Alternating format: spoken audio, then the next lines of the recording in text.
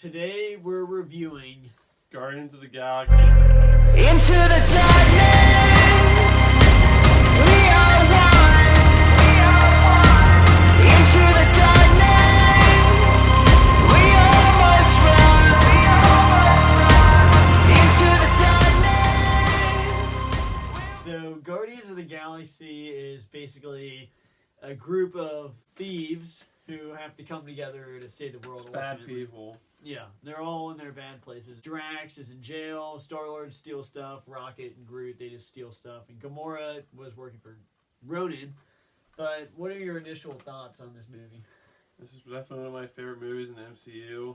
It's like the team chemistry, the team aspect of it, how they came together. Like, it wasn't their decision. They had to basically join forces to get out of the prison and to kind of...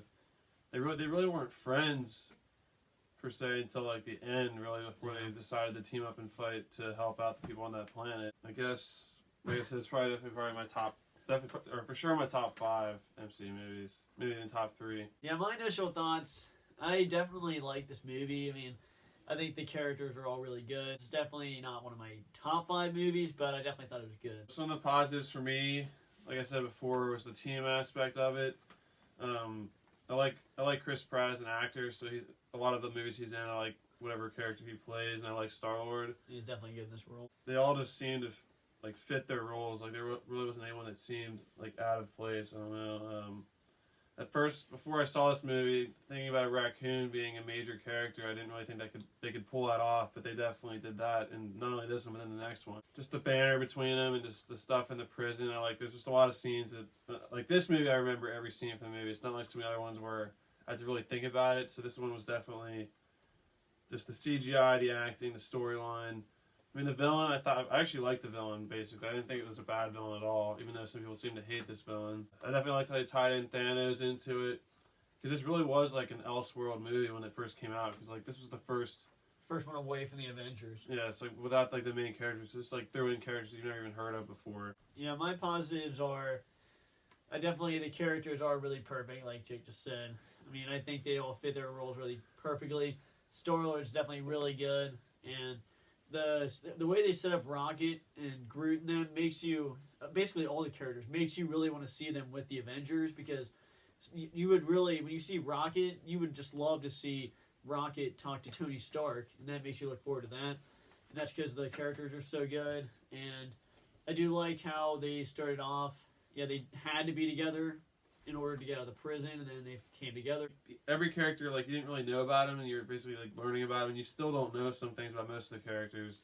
And they were all interesting. Like, there was none that were, like, you don't really care, like, you don't want to look into it. The Nebula character, that's still kind of going on. That's kind of, I definitely want to see more about what happened to her in her past. Yeah, positive there, too. I did like the way they set up the Nebula and Gamora being sisters and daughters of Thanos, because the one... Gamora is trying to break away, and then obviously in the second one they develop more of that, but I did like that rivalry through the movie.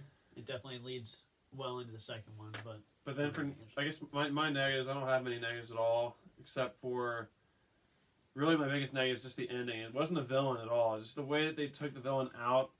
Just for me, it still kind of catches me off guard when it happens, because it's like, it wasn't like he just danced and he died because he danced. It's just kind of the fact that that happened at that point. I mean, it makes sense for his characters, that's what he would do. But just for me, I wish it was more of a... Because I liked the villain with, like, his, wasn't a hammer, but whatever it was. Just, like, he just seemed like he could be a pretty good... Like, the whole setup for him I liked. How he, like, hung up on Thanos on FaceTime. I'm coming for you. He's probably the only one that's ever done that in an MCU movie. Well, that's probably my biggest and probably only... negative for me, at least.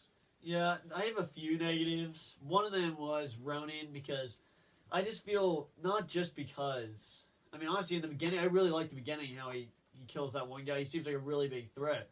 And that's when people said he was bad, and I watched the movie. I was like, how is he bad? And kind of mainly the fight scene he has with Drax, I just feel like that fight scene is really underwhelming. I don't know if you remember that. But I just feel like I remember, but I don't think it was. It was more of an interesting storyline, the fact that he killed his parents. I wish they could have had a bigger brawl there. But. Yeah, I do feel like they could have had some flashbacks or something, and then, and Drax really didn't ultimately take him out alone. He didn't really do anything. And that's why Drax, there's no way he can kill Thanos by himself, so... This one definitely had the best Drax fight sequences compared to the next Guardian. Just the way that Ronan and Thanos in the middle overshadows him to where you just want to see Thanos. You don't give a crap about Ronan. Basically, the first time you see it, and that's just the truth. If you see Thanos go, or not, you see Ronan go against Thanos, and he's the first one you've seen to basically like say F you and hang up on FaceTime.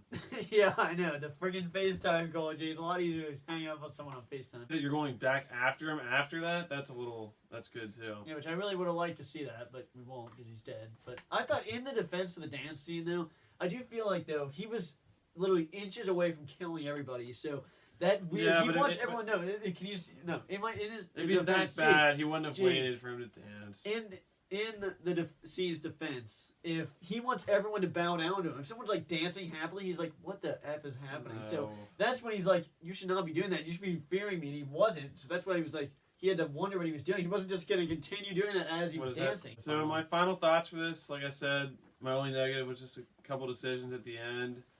How they a couple of fight scenes I wish could have been a little bit longer. But no complaints about the CGI or the storyline of the characters. That was all perfect to me. Like I said, it's probably definitely my top 5, maybe even top 3. I'd probably have to give this one a 9.8 out of 10 because there's just a couple things that just don't give it a 10. That's pretty good. It's still pretty good, but yeah, but I'll have to give it a 9 out of 10. Just what because takes 0.8 out of your score?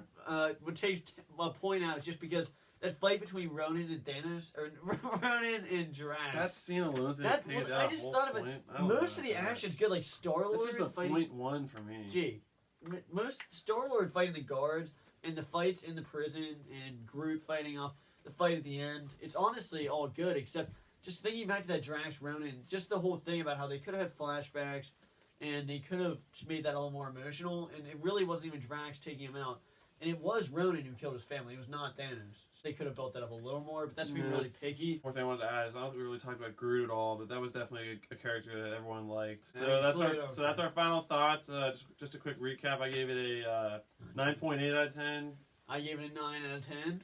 And that was our quick review of Guardians of the Galaxy in this series leading up to Black Panther. We're going to do the last one, Civil War before Black Panther, and then we'll do the rest before Infinity War. So the next review that we'll be doing, quick review, Avengers Age of Ultron. And we'll see you guys in our next movie review. Bye, guys. And on we'll go.